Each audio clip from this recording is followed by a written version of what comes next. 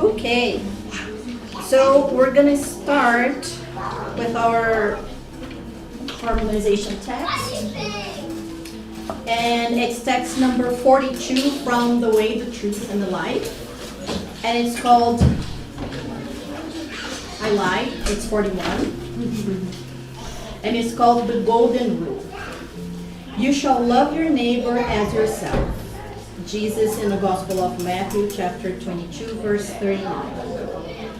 Of course, Christ's ambassadors of his wisdom and mercy have already taught the Golden Rule many centuries before his coming. However, it is important to note that this principle was transmitted with a greater or lesser exemplification by its expositors. The Greeks used to say, "Do not do to your neighbor what you do not wish to receive from them." The Persians stated, "Do as you would like to have done to you." The Chinese declared, "Whatever you would not want for yourself, do not do to others." The Egyptians recommended, "Allow to pass the one who does to others what he would want for himself." The Hebrews taught, "Whatever you would not wish for yourself, do not do to your neighbor." The Romans insisted, "The law engraved in the human heart is to love members of society as you love yourself." In ancient times, every culture received the golden law of Christ's magnanimity. Prophets, legislators, judges, and philosophers acted as instruments that were in tune, to a lesser or greater degree, with inspiration from the higher spheres of life. However, because what they came to reveal to people was only a fragment, their names were stricken from the temples of initiation or were forgotten with time. With the Master Jesus, however, the Golden Rule is divine news because Jesus taught and exemplified it, not with partial virtues, but in the fullness of his work, his self-denial, and his love before all humankind. So let's do our initial prayer.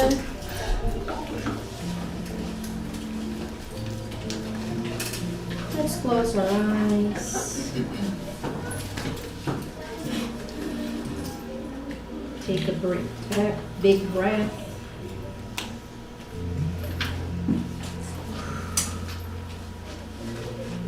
Another big breath.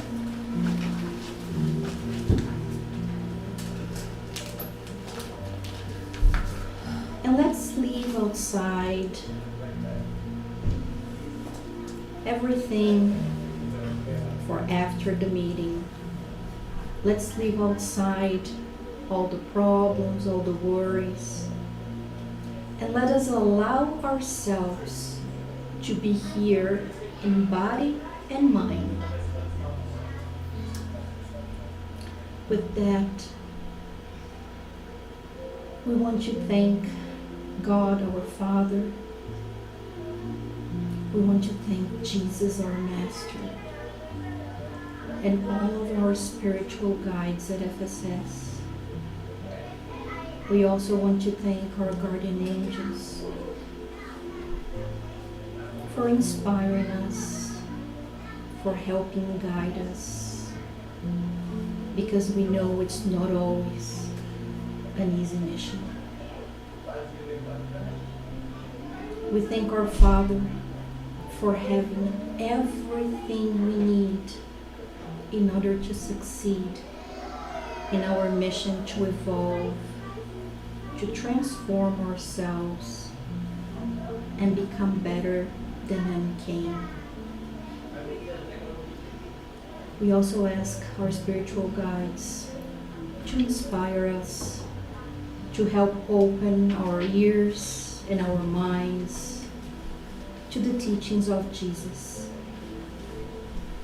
May we now understand it a little bit better with all the explanation the superior spirits bring us. So be it. All right. Here we go. As usual, very ambitious. Let's see how we do.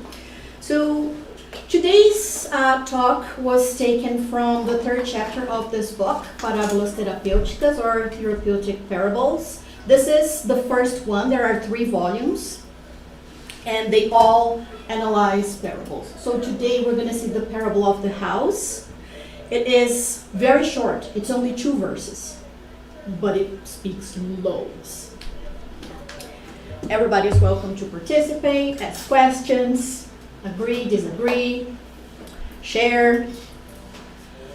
So, what is the essence of unconditional love? So, I'll start with the sources. So, Parábolas Terapêuticas, or Therapeutic Parables, free translation, chapter 3. Spiritist book, questions 621, 621a, 785, 913, 914, 917. Not all of them are here, but they are suggested reading because they complete whatever I have here, okay? And the Gospel according to Spiritism, chapter 17, item 7, where the spirit Lazarus explains to us the meaning of duty. It's a very important one, and we talked about it on our study on Wednesday, the Spirit's book study. Wink, wink, hint, hint. Everybody's welcome and invited. So, as always, we're going to start with some questions to reflect. Okay? So, we're going to try and go back to these questions at the end. At first, there's no need to answer out loud. We can just think to ourselves. And then when we go back, we can answer out loud. So, first question. What is unconditional love? It's a kind of love that wouldn't expect anything back. Keep that. Save that thought. Hold that thought. Thanks. All right. So, another one. Let's answer to ourselves. Are we able to love just anyone? And by the way, of course, this talk is a connection between when we talked about love your enemies and the parable of the sower. So this connects those 2 talks as well. So are we able to love anyone? I think we have the ability, but not always the willingness. Mm-hmm. Okay, let's break it down. Are we able, like we saw in the text and we're going to see here, are we able to love anyone? And when I say what I mean by any, I mean any, qualquer in Portuguese. Not someone, not somebody specific, but like anybody, a stranger or my child, as much as I love myself. Maybe under a few conditions. Right? Or unconditionally. So let's think of those questions. Can we develop this virtue, the virtue of love? Is it actually possible to love our neighbors as ourselves?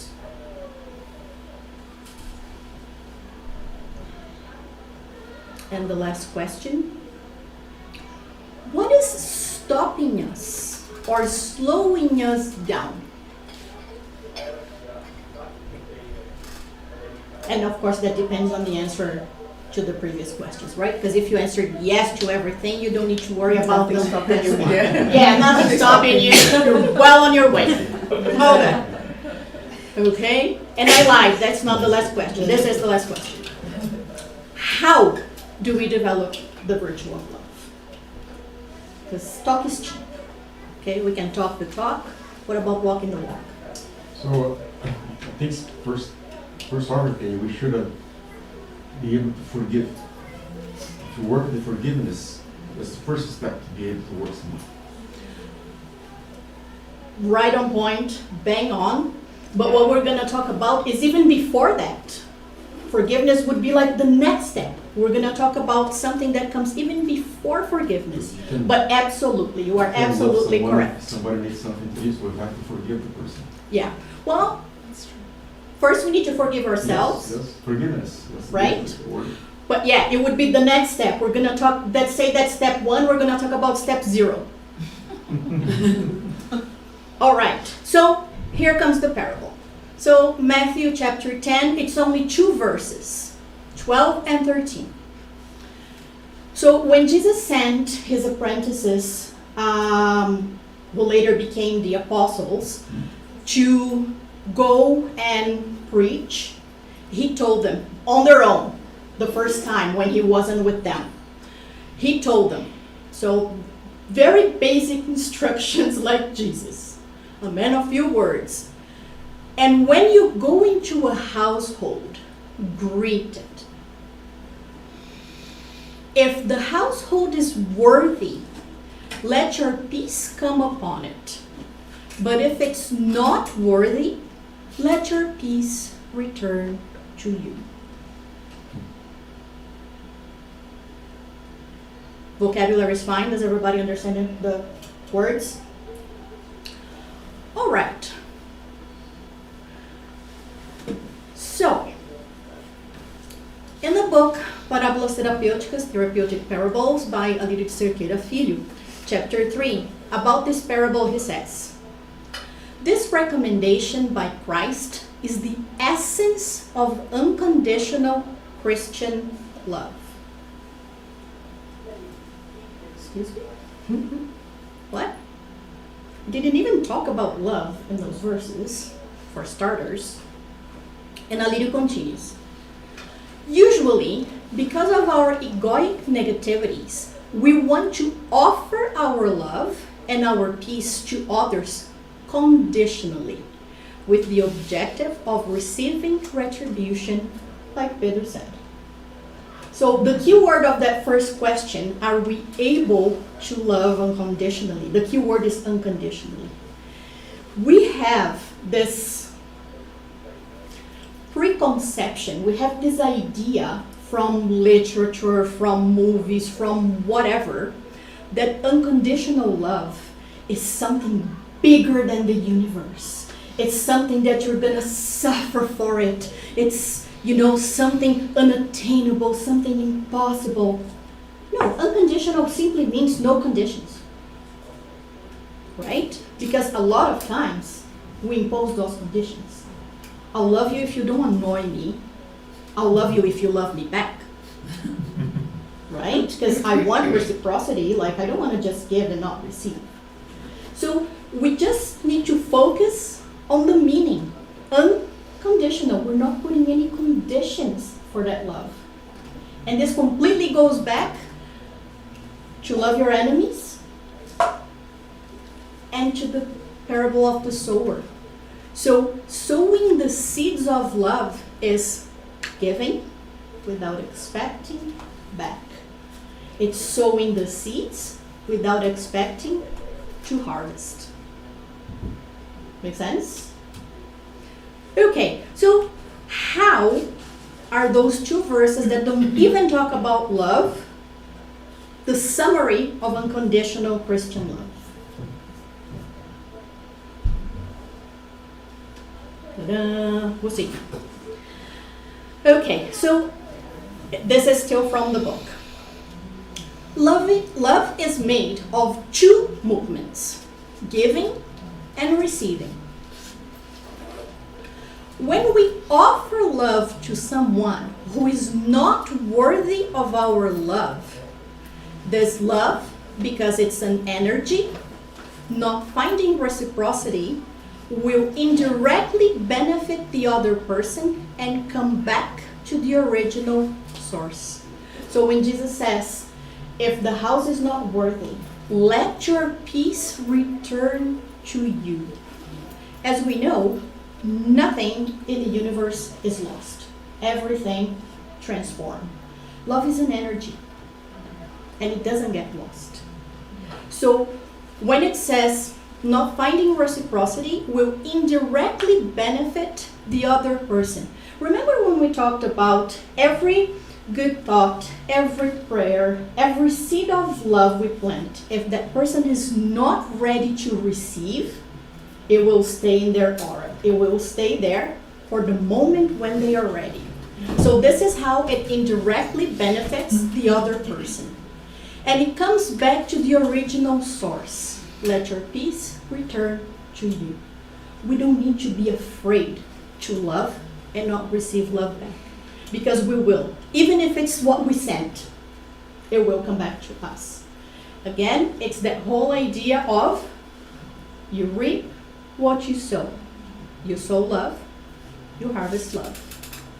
Even if it's not the other person's, even if it's our love, it will come back to ourselves. Does that make sense? Yeah? Remember this at all? Oh, yeah. Because the energy never gets lost. It just transforms.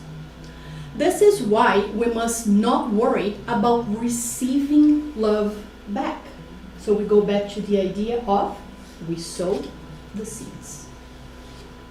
If it comes back in a way we can see, in a way we can feel, still in this life, that's gravy, as we say in English. Right? That's bonus. But that's not the main point.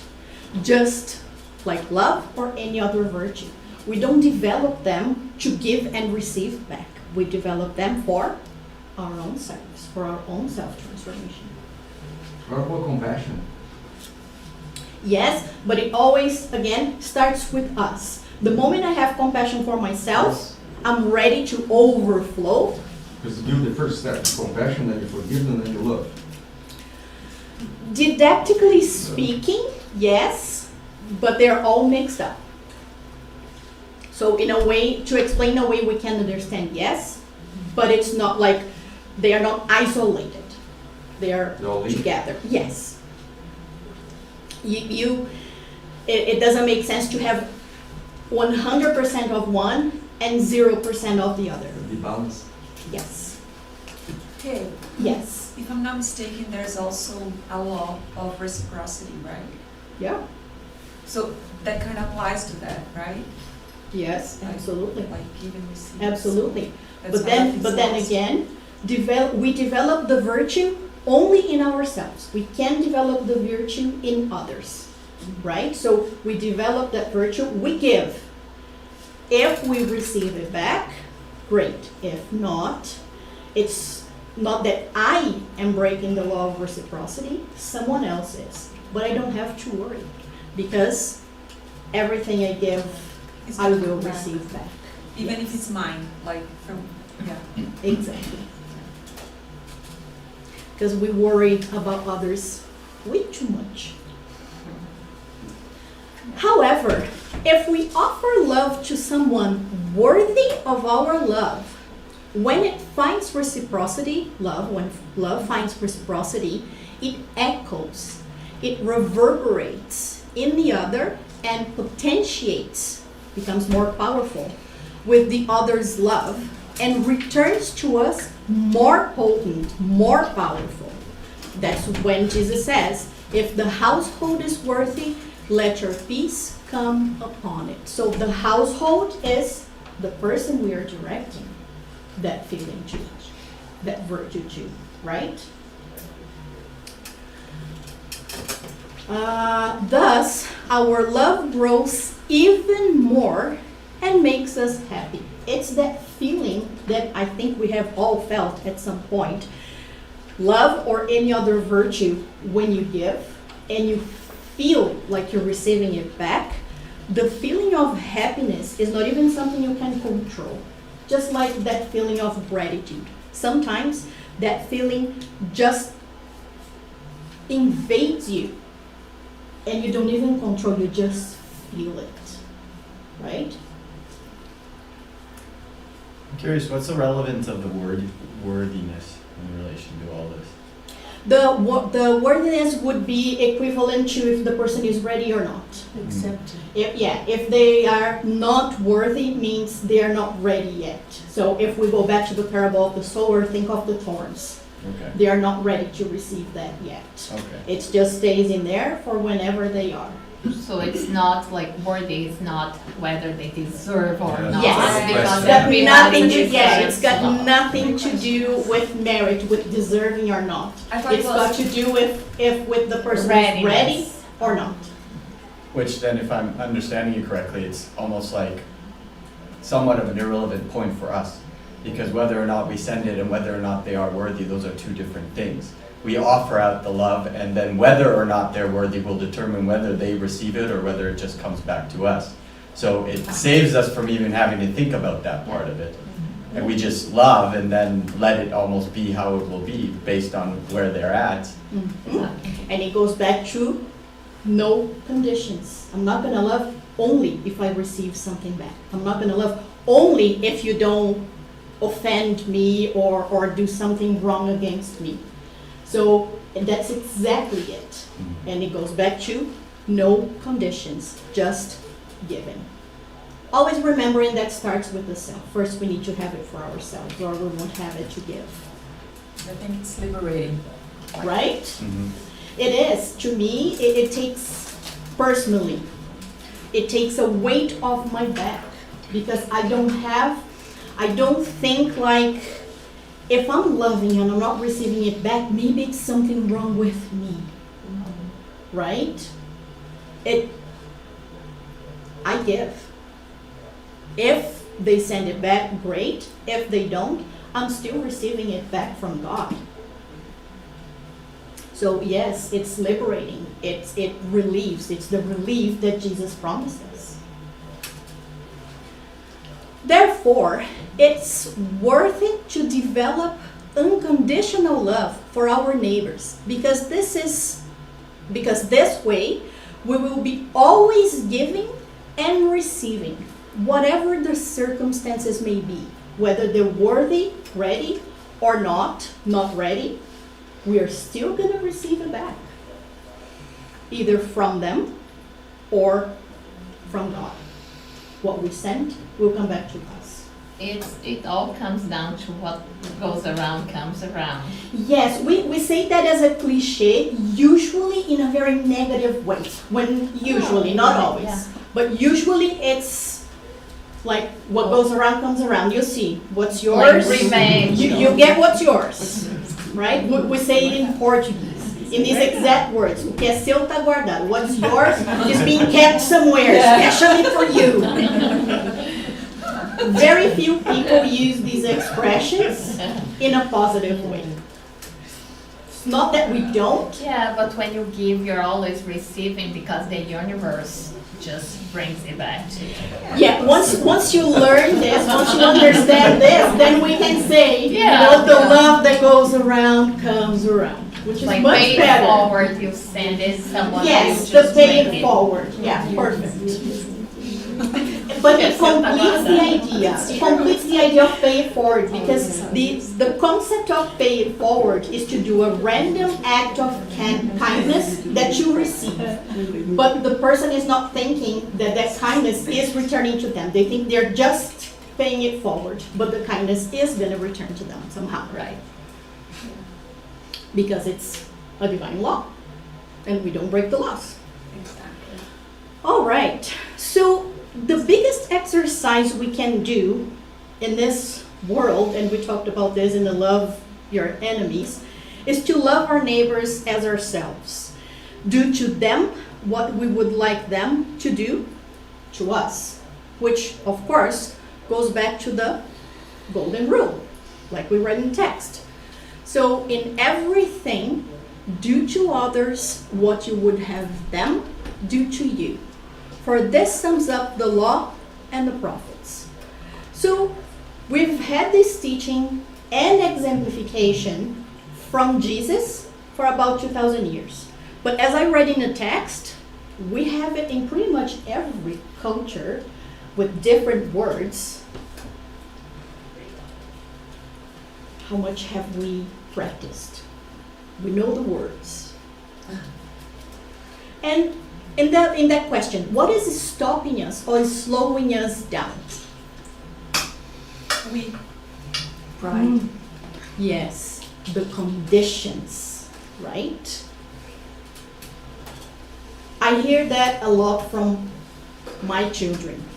When I say, you have to respect that person because they're older than you. And they're like, well, they don't respect me, they're not worthy, and here worthy is worthy. They don't deserve respect because they don't respect me. So that's the condition, right? So a lot of times, it's subconscious. A lot of times we don't even realize we're putting conditions there.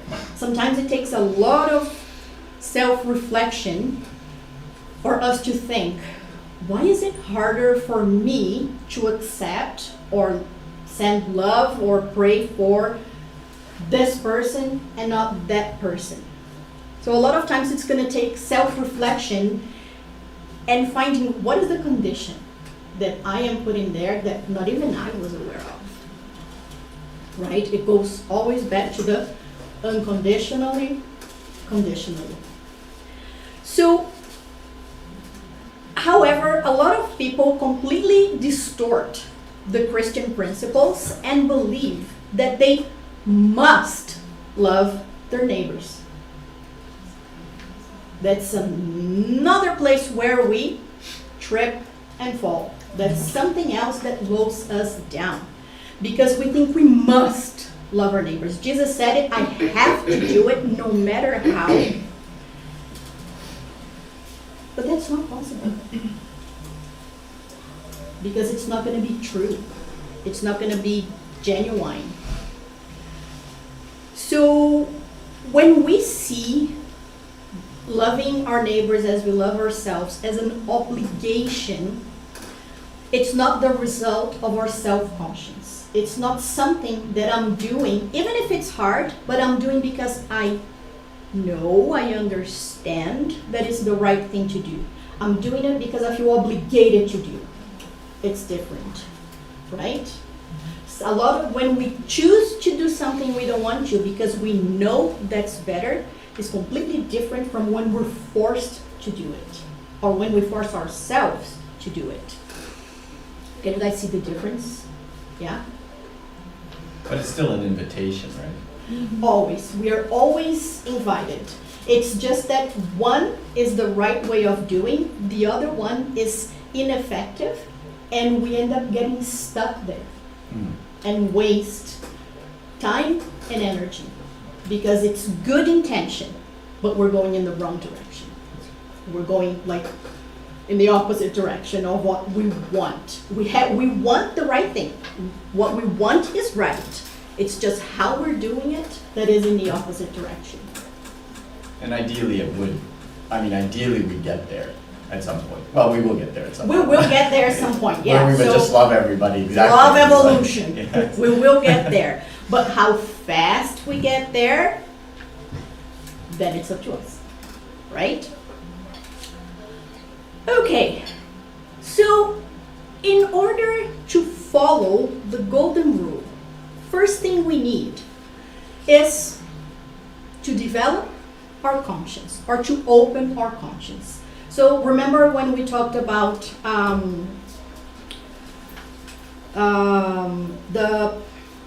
lost my train of thought. Yeah, I lost my train of thought. Okay. So we need to, remember, when we talked about the parable of the sower, that he sows seeds that will produce a crop at 30, 60, 100. So awakening our conscience is producing at 1. It's the start. Everybody starts, right? We're not going to start producing at 100 as much as we would like to. That's not how it goes. So, developing our conscience. 621. Everybody knows this answer. Where is the law of God inscribed? In ourselves. In the conscience. Straightforward. Now, 261a. Since man carries the law of God in his conscience, where was the need of revealing it to him? So before we answer, let's put this into context. Where is this question in the Spirit's book? It's before the 10 moral laws in the third part of the Spirit's book. So Kardec asks a bunch of questions before we start with those 10 laws. And this is one of them. And when he says, where was the need of revealing it to him? He's talking about Spiritism, that we call the third revelation. So if the laws of God are in our conscience, why did the superior spirits need to spell it out for us in a book? Well, actually, 5 books. Because we forgot. We were not ready. He had forgotten and misunderstood it. God will, it was God's, Deus quis, God willed that it should be recalled to his memory. And of course, this is like over 150 years ago, therefore the masculine, not there. So, we forgot and misunderstood. Is that a fair statement? Yeah. Yeah, we're still here. Right? So that's why the spirits brought those laws and a lot more things in the 5 books, all chewed up and ready for us to consume. Hopefully. Right? Because sometimes we still trip and fall. But we'll get there. Now, during the process, this is from the book. During the process of evolution, when we cultivate the egoic matters instead of the essential ones, we go into a temporary state of unconsciousness or subconsciousness, characterized by the numbing of our own conscience, because it never ceases. Like the conscience doesn't disappear, it doesn't cease, it doesn't stop, but we can numb it. Does everybody know numb? Amortecer, adormecer. Does that make sense? Okay, so in this phase, we experience something, and we have all gone through this phase. Sometimes we go back to it. In the phase of unconsciousness or subconsciousness, we experience dislove. And yes, it is a made-up word, dislove, because dislove is not the same as hate, okay? Because in English you have love and hate, and same in Portuguese, it's a made-up word in Portuguese as well, desamor. So, because we're not talking about the opposite of love, we're talking about the lack of love, okay? So we experience intense dislove, both for ourselves, and of course, we give to others what we have. If I don't love myself, I'm not able to love others, right? So I'm gonna bring a picture that I've brought a million times here, but again, just for, the sake of understanding. So we have pseudo love. What is pseudo? False. Something that looks like it, but it's not. For the older people here, it's denorex. It's an old, very old, and there's only a few people left, not everybody. The younger people won't know. It's a commercial. Denorex is like a shampoo. For dandruff. Yeah, it's a dandruff shampoo. But because the smell was weird, the TV commercial was like, it looks and it smells like medicine, but it it's isn't. not. Yeah, so it looks, but it isn't. Parece, mas não é. Parece, mas não é. It looks like medicine, but it isn't. It's shampoo. Sorry, I'm trying. You guys don't? Oh my goodness. Okay. Yeah, I'm okay with my age. I'm okay with my It's age. immortal. Okay, so we have the pseudo love. The pseudo virtue is what looks like love, but isn't. And then we have dislove, which is clearly not love. Like there's no question about it. There's no doubt about it. And in the center we have the essence, love. Right? So when we talk about this love, so let's go for the lack of love first. What are we talking about? So what is this love? It can show itself. We're gonna categorize in 3 different ways. There's a lot more. It's a range. It's a big range. Think 0 to 100. But we're gonna use 3 categories. So it shows itself in the form of cruelty, like violence, disrespect, aggressiveness, resentment, revenge, hate. Then we have another way that this love shows itself is indifference. So passiveness, not caring about what could have been or what happens to other people. Not my circus, not my monkey. Not my problem, I don't care. Not my monkey, what is that? Not my circus, not my monkey. It's an That- expression in English. Yeah, never Oh, I heard didn't it. Yeah. know that. Nice. So not my circus, not my monkey, I don't care. Not my problem. Or guilt. And we call it, again, it's an expression that makes a lot more sense in Portuguese. We call it conscience anxiety. It takes the person from one extreme to the other. So cruelty, very clear. Indifference, very clear. And sometimes after we've gone through those 2 phases, like a pendulum, on and off, we end up going in the absolute opposite direction. We go from violence, disrespect, bullying, revenge, hate, we go to guilt. And that's what we were talking about when we feel like we must love our neighbor. I have to do it. So this is conscience anxiety.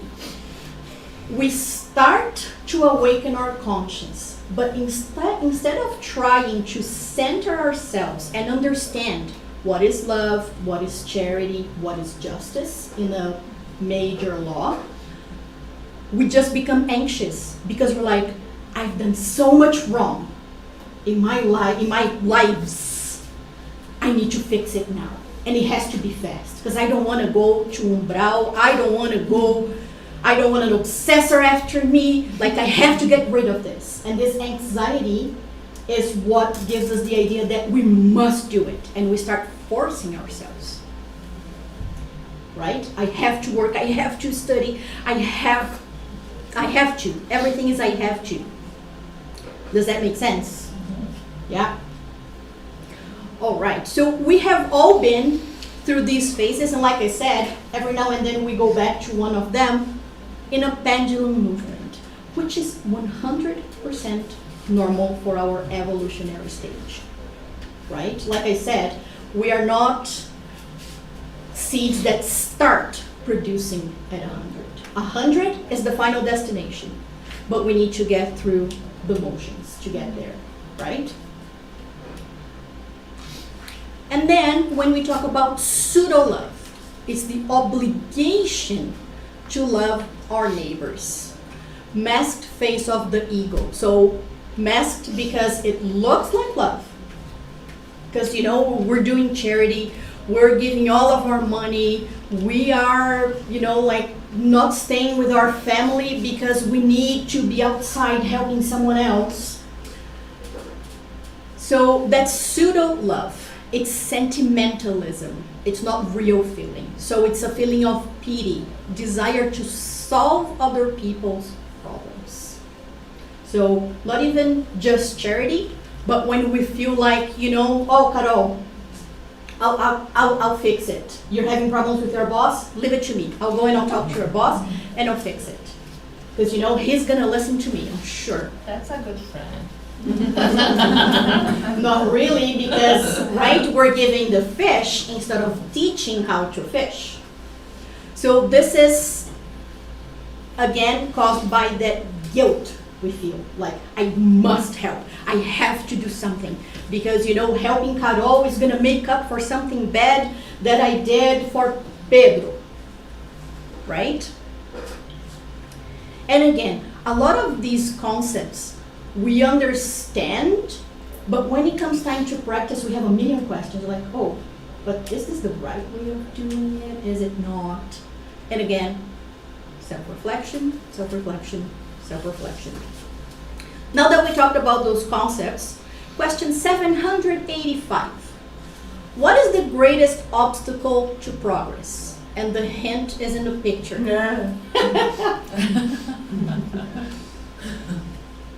Pride and selfishness. We all knew, right? So this is nothing, earth-shattering. Now, question 913. And of course, there's more to the question, so I recommend everybody reads the whole answer. 913. Which among the vices may be regarded as the root of the others? Selfishness. As we have repeatedly told you. Love it. Every wrongdoing can be traced back to selfishness. Does that make sense? Can we picture it?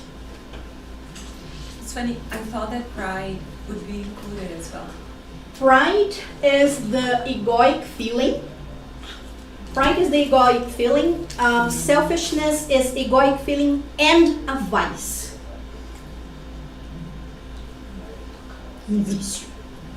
Right?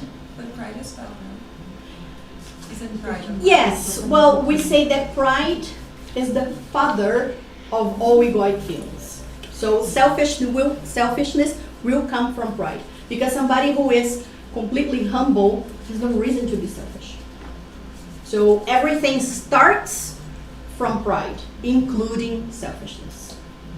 But selfishness is the egoic feeling that leads us to wrongdoing because we think about ourselves first.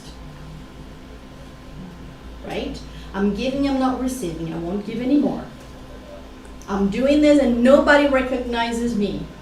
I won't do this. I'm stealing because I want it or because I need it. So every wrongdoing, everything we do wrong can be traced back to selfishness because it's something we want, we need, we have a passion for and can't resist. Wouldn't that also apply to pride though? Because selfishness and the focus that we place on ourselves leads us to think more highly of ourselves in relation to everybody else than the converse, which would be humility, as you just suggested. So Yes. going back to the question, if it plays out the way that it's written, then selfishness would also be the ultimate cause of pride, rather than the other way around. That's why they are usually together. Yeah. But it's just for the purpose of understanding, because they are always together. In theory, pride gives origin to selfishness. In theory. But I think it's potato. I think we're, That's fair. yeah. That's fair. You're right. I think we're arguing, not exactly semantics, but it's kind of pointless argument. Okay, so, and this is from the book.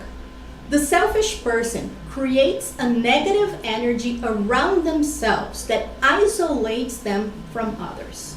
This isolation makes the selfish person feel so bad that due to envy and spite, the person wants others to feel bad as well so that they believe that they are fine. What is spite? Spite, As a spite. that's despite. Despite, yeah. Uh, It's like envy. how do you It's translate very spite? similar. Or just explain, like, Yeah, It's like wanting. Oh my God. It's like wanting bad for somebody else. yeah. It's like having malevolent. Do you know what that means? Yeah. It's like being malevolent to Yeah. somebody else. How do Like we ill will, translate having the- ill will to Yeah, I'm somebody trying else. Okay. to I can't forgot the remember word, in like Portuguese. when you say you're being spiteful. Maybe like Yeah. ciúmes and inveja. No. No, spite's different. It's like you think you're better than the other person. Ranço. It's a good the word in Portuguese. Famoso Okay. There you go. Yeah. There you go. Okay. No, rancor is resentment. Yeah, It's when but they are all connected. yeah. So it's yes. So it's the whole idea of having an ugly friend so you look beautiful, walking around with a fat friend so you look slim, and so on. And there are so many situations where Despeito. despeito, yes, thank you, despeito. Despeito.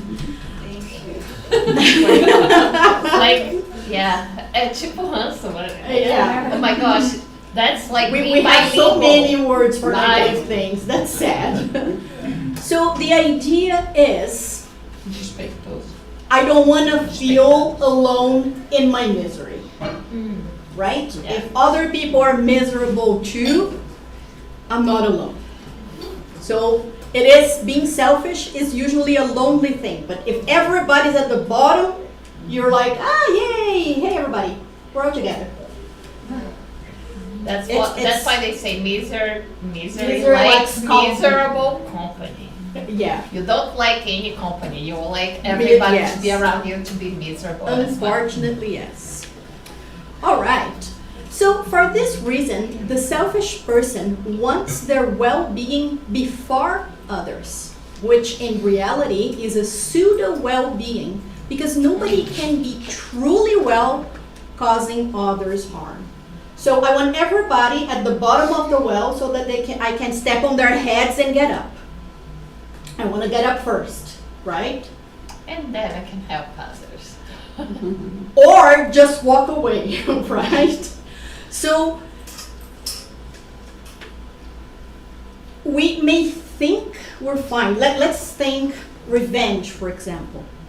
It might feel satisfactory for a little bit, but it never really is because you can't have true inner peace.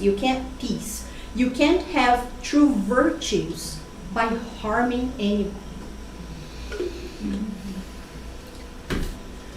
On the other hand, the person who loves themselves truly wishes their own well-being, but they also wish everyone can enjoy this well-being. I'm happy, I want everybody to be happy.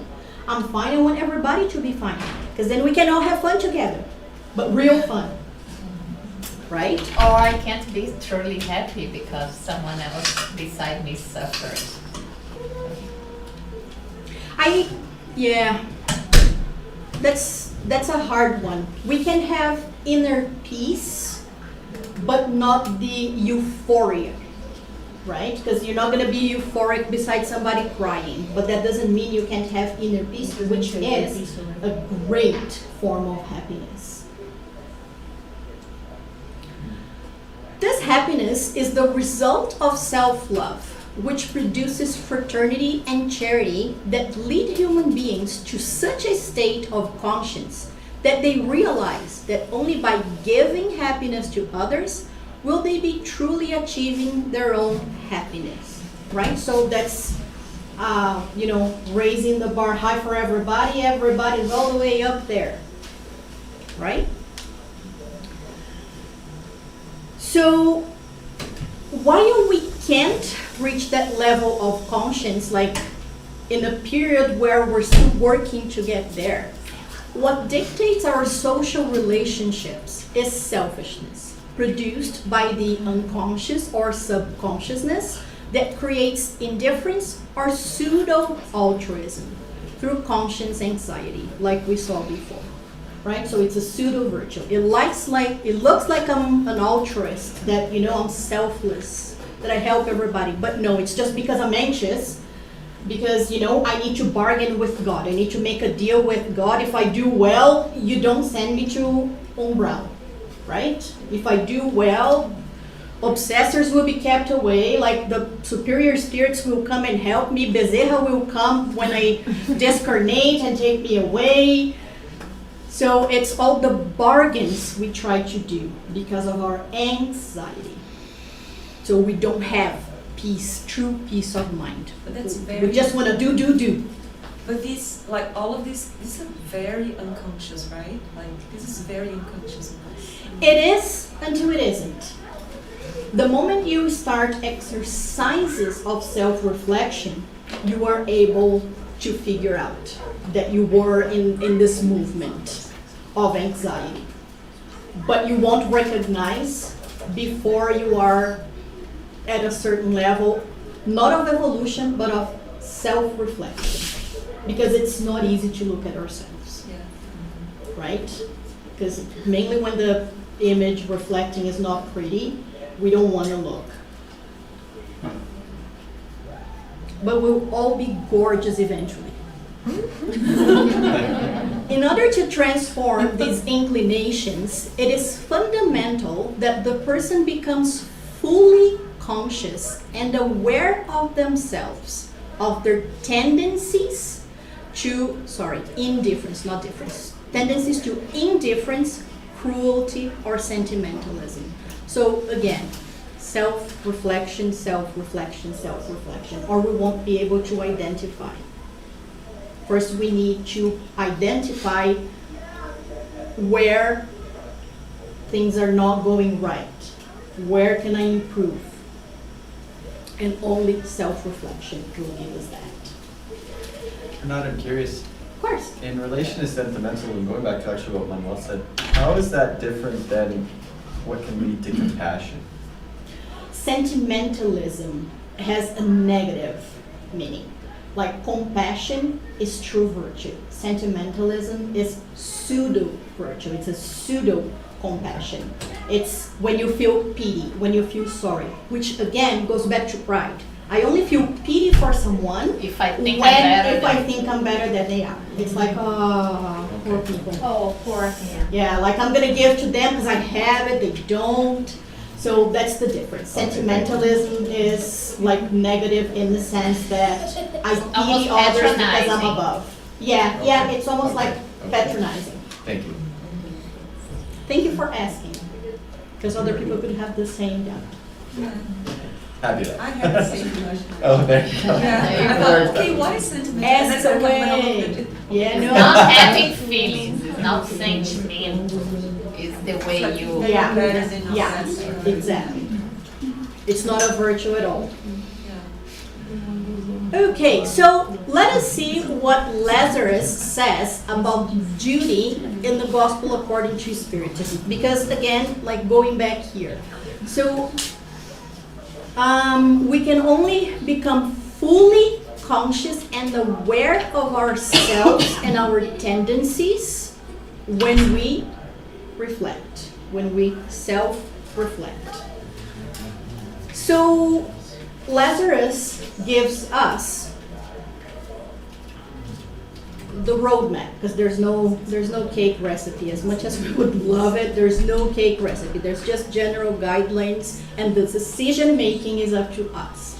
But Lazarus says, and it's pretty long. I only have just the initial answer here, so I recommend everybody read it because there's like some very important key points there. Duty is a moral obligation, firstly to ourselves and then to others. Duty is a law of life.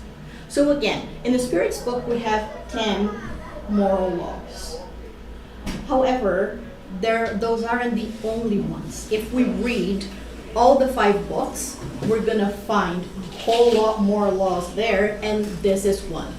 Duty is a law of life, encountered in the smallest details as well as the most elevated acts. So,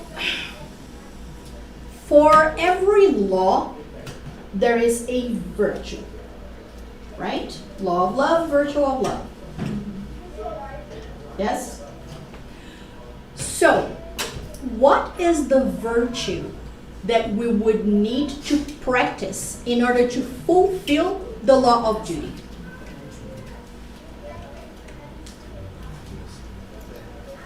It's a bit tricky. I confess it's tricky. it's the law of it's the virtue of conscientious duty.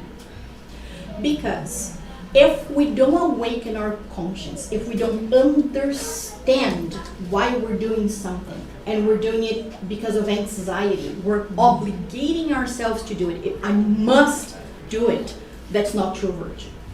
So the virtue for the law of duty is conscientious duty, is I am making the right decision, I am taking the right direction, even if it's hard, even if my gut feeling was not that one, because my conscience tells me that that's the right thing to do. So duty, not in the sense of I must. Duty in the sense of it's better for me. I surrender.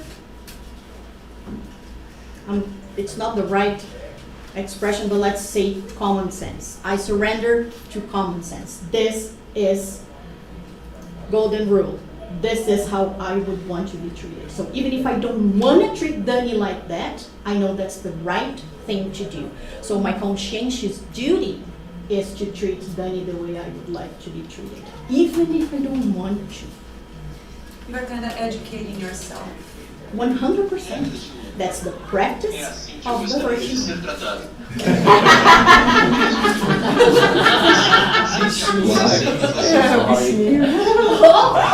Never saw you so red. You're so so blushed.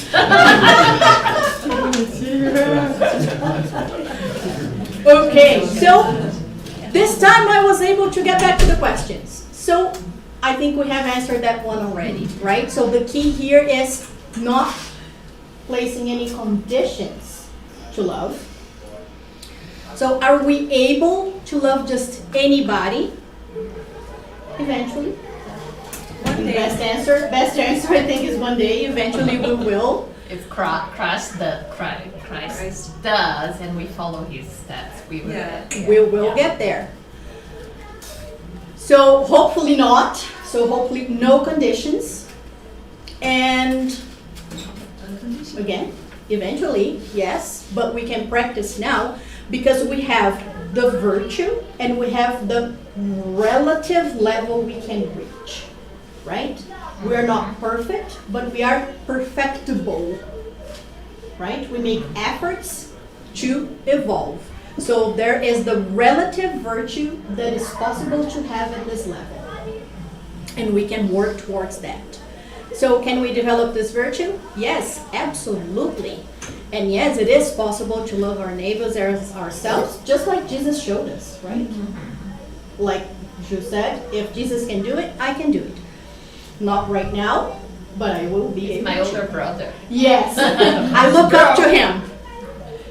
So what is stopping us or slowing us down? The conditions we put. Our selfishness, our pride is what's slowing us down. And how to develop? Exercise, Walk. Self-reflection. self-reflection. Meditation. That's exactly what it is. I'm not sure if you're gonna cover that or not, hey, but one of the things that helps me to practice is something that Aliros talks a lot, is separating that person's mistakes From the person. that person, Yeah. which is kind of a way to practice unconditional love. You're not mixing what that person did to you, which links to forgiveness and that kind of thing, but you practice unconditional love Towards the person. yeah, and you know, also making that exercise of knowing that everybody will commit mistakes, we are here to learn. We make blah, blah, blah. mistakes and we want to be forgiven, Yeah. right? So, golden rule. I want to be forgiven. I want compassion for myself. So why not offer the same? And I also think about this all the time, mainly when I'm very upset with my own children. They are not their mistakes, right? Or presidents or criminals, which is very hard. Yeah, it's just that my kids are closer to me and they annoy me more often. Yeah. They have the ability to push my buttons faster than anybody in the world. So it's always the They are not their mistakes. Their mistakes are actions, they are essence. Thank you, Carol. All right. Any more comments? I'm just curious in practice how you can always comfortably tell the difference between the idea. This goes back to a little bit where you're talking about duty, but also this idea of loving people as ourselves. I mean, the love itself is an emotion that we express. Yet then the action that flows from that is endlessly variable in the sense that love can take an endless amount of forms. Yes. And to know that you are doing the most loving thing for the most honorable reason can be where a lot of people get twisted up. And this gets back to this, that's why I said it ties into duty. So while I can certainly appreciate the idea of the emotive quality of loving as yourself, the practice, I feel, gets very mucky very quickly. It can. It absolutely can. It does many times. What I can tell you is, at our evolutionary stage, it is going to get murky. We are going to confuse them. We are going to be the pendulum going back and forth. So I would say a lot of times you will know, because like the true feeling of love, gratitude, all of that, you're going to be able to feel it deep. A lot of times you're not going to know. But there are some virtues that we call them evaluation virtues, that if you, for example, and it's serenity. Victor, tell. For self-reflection. Virtudes. Contentamento. Yes. So contentment, serenity, and suavidade. How do you translate suavidade? Lightness. Lightness. Peace of mind? Peace of mind. So if you feel any kind of oppression, if you feel like a strong doubt, that is a very good sign that we might need to go back to the drawing board and reflect and think, why am I not feeling that lightness, that serenity? Where did it get lost? Because at our evolutionary level, we are doing these exercises. And again, we have awakened our conscience, but we are still practicing. So let's say we're producing at 1, 2, 3, and not 50 or 75. But in order to get there, we need to get through the 1, 2, 3, 4, 5, 6, 8, 9, 10. So wanting to skip stages, again, goes back to our pride. Because we don't want to make mistakes. Because if I don't make mistakes, I don't have to fix them. That's what's behind the perfectionism idea. So a perfectionist person is a person who doesn't want to make mistakes because they don't want to fix their mistakes. Right? They think they're too good to fail Yeah, and make mistakes. Yeah. I know. I really try hard, very hard. I think not only want to It's an fix, exercise. but they want to avoid frustration. Yes. Yes. Yeah. Frustration So is- and again, it is good intention, just wrong direction. Because we will get there through virtues, not pseudo virtues. And I guess Yeah. part of our imperfection is sometimes give up so easily. We're like, no, Yeah. I cannot love him. It's done, right? Yeah, it's the But seeds on the requires side of effort. it's the For my next yeah one. no it's the seeds in the rocks, right? So we sprout like I got this thing, like you guys have 2 small kids, so it's like you're pregnant, you're about to have kids, and you're like, I'm a spiritist, I got this. I am gonna be calm, I'm gonna be like the perfect parent. Woohoo! Right? Good intention, but sometimes it doesn't work out the way we planned. And that's why we go back and we plan again and we do again, slowly, with patience. First person we need to have patience with is ourselves. Another thing of the perfectionist has zero patience with themselves, right? Because how dare they make a mistake? And I like to think about the power of yet, that we say a lot. I didn't achieve that yet, but in that constant Not effort, yet. right? Yeah. Mm-hmm. And I think that like developing, and it's very hard in my opinion, like the apprentice feeling that we are here to learn. And when you accept that as a fact for yourself, I think it's easier to accept it for others as well. Yeah, and just like any other virtue, it's so important for us to understand that we are still building it. So you're gonna feel the virtue one moment, and you're not gonna feel it the next. And you're gonna feel it again, and then you won't feel it, and then you're gonna feel it again. It's not a switch that you turn on the light and the light stays on.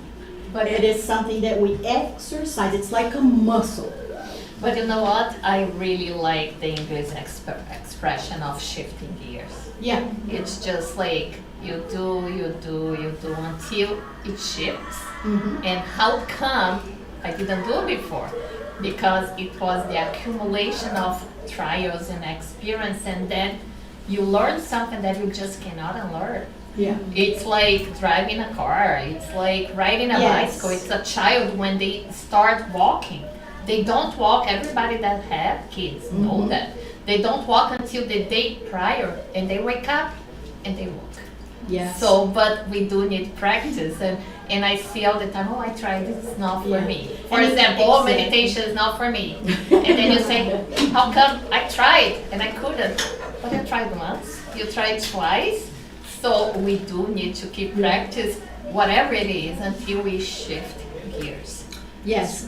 And another thing that ties up to this, the whole idea of putting conditions. Because one day I can practice a certain virtue, the next day I can't. And then self-reflection. Why? Because with some people it's a lot easier than with others. Mm-hmm. Right? So, And there is lots of explanation Food for for the thought. reason. Oh, yeah. Yeah. Okay. all right. I believe because we rationally know what to do, what the path we should go, we get frustrated because we're not feeling it. So it is incompatible. Yeah. So that's the thing. Like maybe because we are not ready, we are not feeling it. But once like you practice, one day you notice, you see with different eyes. So I think it's hard because it's not tangible. So, Exactly. Yeah. Perfect. Thank you everybody for your patience, for your participation. Too fast. Okay, so we're gonna do our final prayer and go to our fasts, okay? Because the kids are getting agitated. Well, they were already.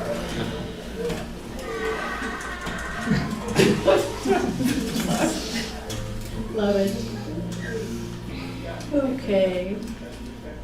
So let's share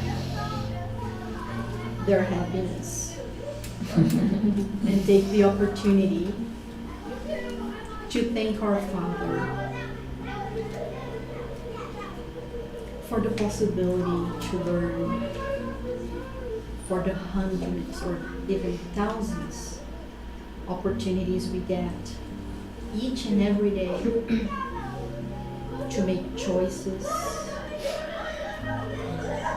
to use the conscientious duty virtue, to make decisions that sometimes are not easy, but that we know are the best option. We thank our Master Jesus for being the biggest teacher and for giving us all the examples we need. We ask from our guardian angels, spiritual friends that take care of our families, that we may be helped, that we may be inspired into self-reflecting, that we may be inspired to work towards our self-transformation, our self-improvement. And may we do that with serenity, with lightness. May we do that with the comfort in our hearts that God loves us unconditionally.